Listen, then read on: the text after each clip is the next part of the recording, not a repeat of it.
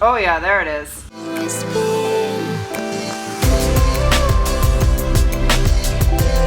Hello, people of the internet.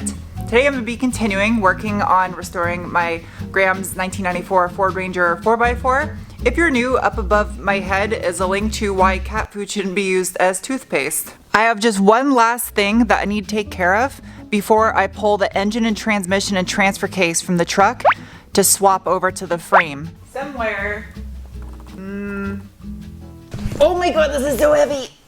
Oh, grape lady. Oh. Box.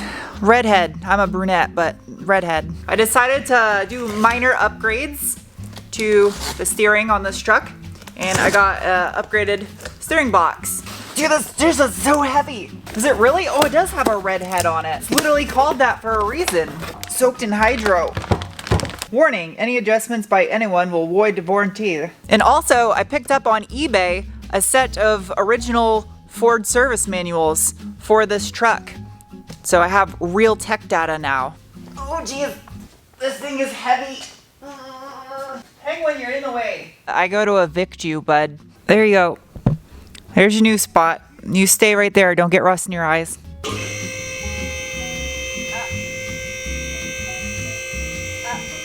Nothing works better than having a piece of reference. Those things are super corroded, but my supply of hardware is rapidly dwindling over here. Alright, I found the hardware. Take this stuff out real quick. Thread integrity bolts, not for mounting. Please return in bolts in core. Well, that's nice. Okay. This thing faces downward. What in the actual fuck, man? This thing weighs a ton. Oh, fuck you, you fucking heavy fucking thing. Ponytail engaged. Fucking thing. Yeah, now it's threading. My Loctite. Loctite. Loctite. Loctite. Crisis averted. I found the blue stuff. I almost resulted to using the high temp. That would have sucked. It may look like vomit flavored pond scum, but it sure is tasty. A little chunky. It's very chunky actually. You don't want to know what's in there. Well, it doesn't really fit my color vibe that I'm doing on this thing. It's okay because it'll be buried down in the engine bay, and it's the hey look, it's got a Ford logo on it. Because it's a rebuilt. It's missing a nut, so I got to steal one off the other one. Give me that. Give me that. Give me that nut. Luckily, it was super dirty, so there's no corrosion on it.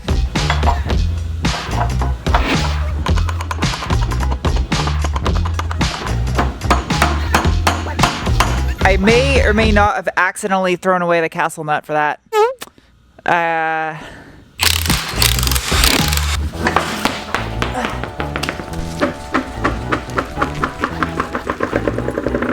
good job. So some of you are wondering whether or not I was going to do a disc brake conversion on the Ranger. And the answer is I'm a little undecided on whether or not I want to. I don't think it's going to make enough of an improvement the drivability of this truck to warrant actually doing it for what I'm going to use this truck for. And off. If I do decide to do a drum brake upgrade on this, I want to do it as a before and after brake test type of video so I can see if it actually made a measurable improvement. And that's what happens when you don't do your brakes. Jeez, that is bad. A little lip on the inside of that. To be fair, these did come out of a junkyard, so... Ooh!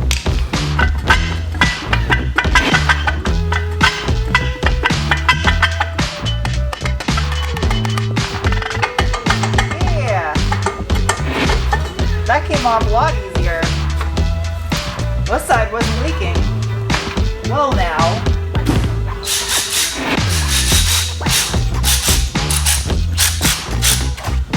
Dog tag 373 8.8 373s and an 8.8.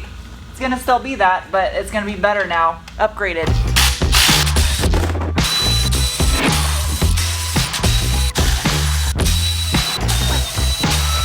I hate my life right now.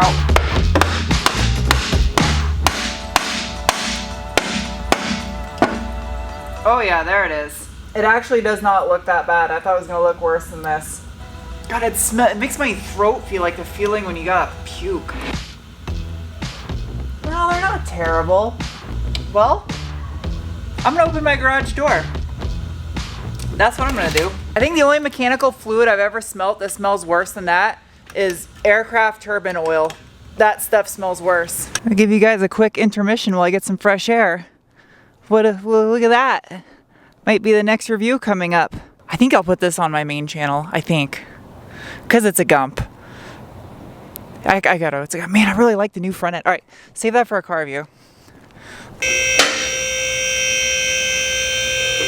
Now I get to stick some tools into my rear end. Great. My rear end is leaking some brown fluid on the floor. It's rather disgusting. Now I just gotta pound this into its hole. Oh, I guess I don't. Sometimes it just slips in. Ah, that slid out nicely. Here you go. Come on, clip. Aha. Oh, it's saucy. You ever have Tonkatsu sauce? It's Japanese. I think it's meant for like vegetables and meat. It looks just like this. You should try it sometime. I recommend it. It's delicious. Whoop.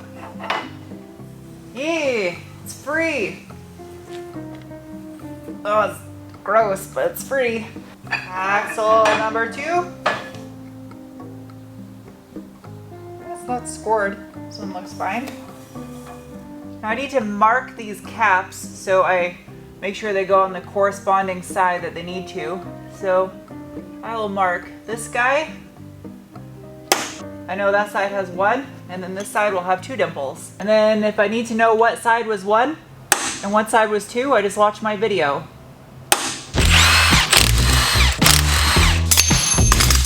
Up here. I didn't need that, don't worry about that. Had it.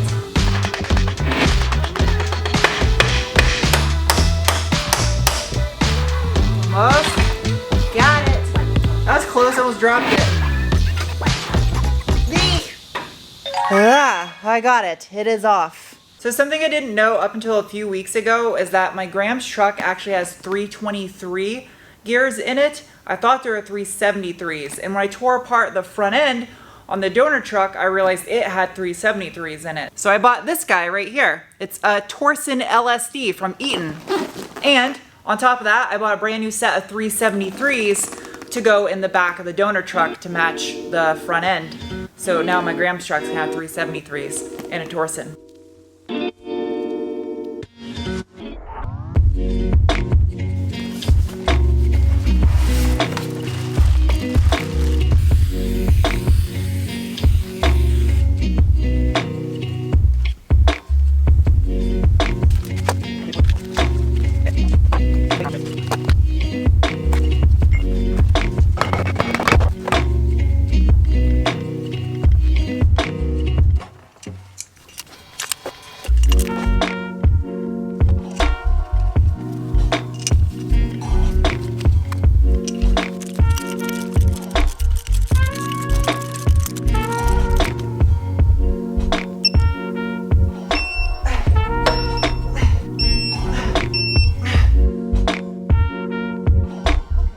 The next day, and it's time for me to pack gears into my rear end.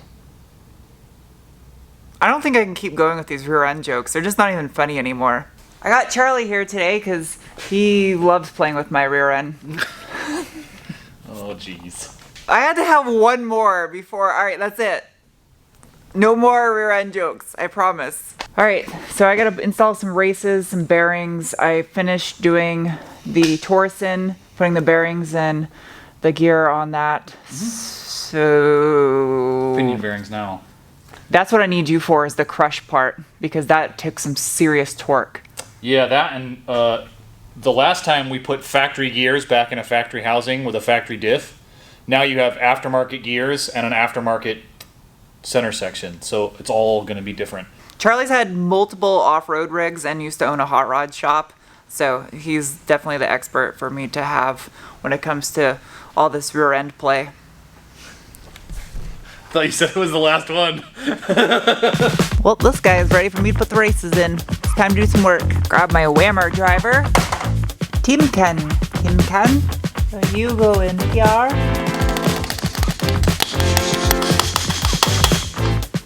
There.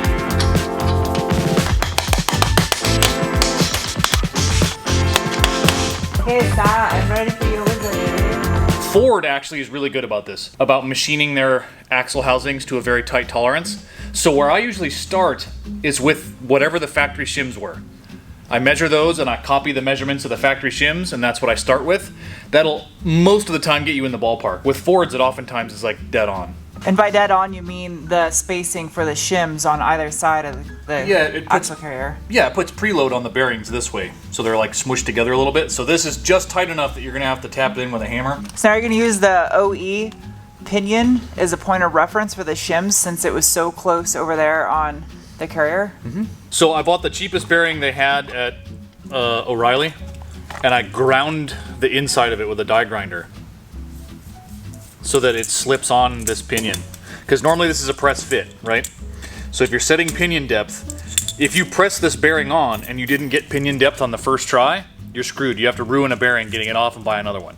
But if you buy a cheap $4 bearing and grind it out so that it's barely just a slip fit, then you can get your pinion depth perfect before you press the bearing on for the final time. This is why I have Charlie in this video explaining this stuff, because he's really good at teaching this kind of stuff, because your experience is more in this area when it comes to automotive stuff. Yeah. Whereas mine's in electrical. I was always a heavy line. I hate these Ford flanges. It's the one thing, Ford. That's like almost no preload. I make a terrible carpenter because I have shit aim with a hammer. Alright, it's even with the bearing. Perfect. Now 2 notches goes on that side and 1 notch goes on that side. Fingers crossed it's gonna be super close first time around, because this would suck to have to do 6 or 7 times. What's the most you've ever had to do this? Take it apart? Yeah, to get it perfect. I don't even know. Half a dozen times, a dozen times sometimes if they're a real pain in the ass. Oh. 7,000s? That's almost in spec, right? I don't know what 888 is off the top of my head. I thought it was 5 to 7. I think that was on the front. Oh, on the front. It should be 8 to 12 thousandths on a Ford 88. So just like the last video we did with the front diff, got to do the same thing. You put the mustard toothpaste on the gears and then spin it, and you'll see where it is riding on your pinion, the depth-wise on here. You said it has to be in the upper 2/3, right? It has to be in the middle 2/3 of the tooth. But the closer you can get it down to the root down here, the stronger it is. So middle 2/3 would be like extra medium. Sure. On the coast side, it almost looks like it's running off the end of the... So the pinion's got to come this way. It's good to go. Charlie got it all dialed in. It took like 5 attempts or so. And this smells like mustard for robots, in case you were wondering. So now it's ready for assembly.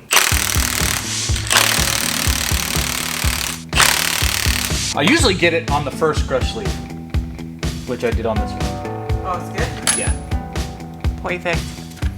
Supposed to be between 16 and 29. It's like 28.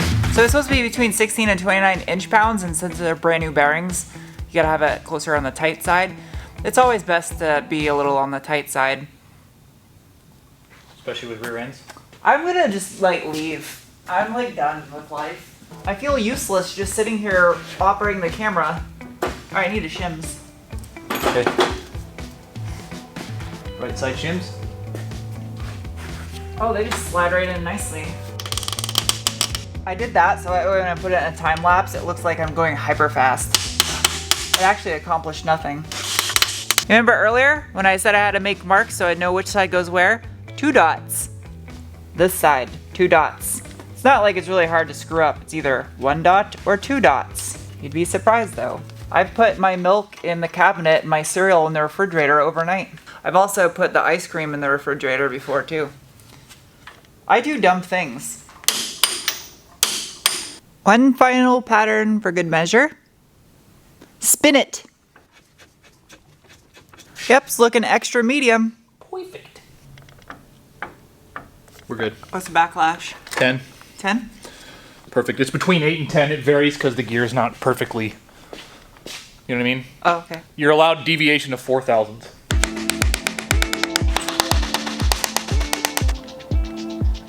Oh geez, Rick. I think it's in.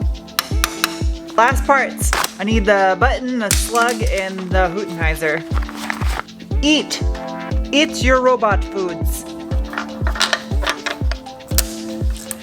There we go.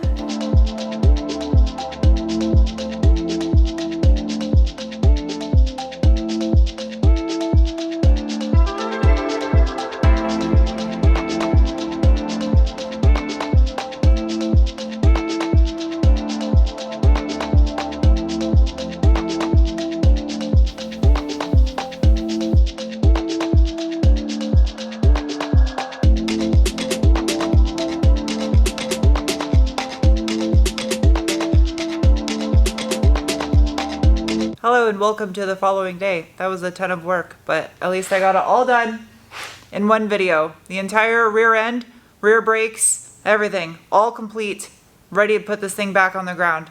But one last step. This new diff cover, it's got these two guys right here, and it's made out of metal. These apply preload to the bearing caps. Just 5 pound-feet, that's all it takes. So, gonna do that, and then this thing is complete.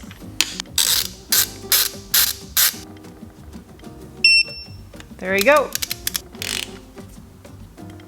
Snug that down. There you go. Good. There you go. Both drum brakes rebuilt. Oh, Jesus, this is heavy. There's no sense in painting these drums today because I gotta stick tires on here and get out of the way because I need the lift to do a car view on. So I'll paint these when I do the center links and the drag link up front because those are still raw as well. The next video you guys see on the Ranger involves me having to pull the engine, transmission, and transfer case. I don't know what I'm gonna do to get all that cleaned up. It's bad. I can't sandblast it. All this crustiness. This is bad. All the hardware. Look at the casing. I don't even think a sandblaster. I can't sandblast it. I have to disassemble it entirely because I don't want to risk getting sand inside the transmission. The engine, that thing's covered in oil, so well, that should be easy. It's literally just gotta wash it off. So I guess you could say I got my work cut out for me in the next couple videos ahead on this thing. And then the green bits, that part should be easy. Just a detail job and it's done. So I'll see you guys soon with another video. Bye.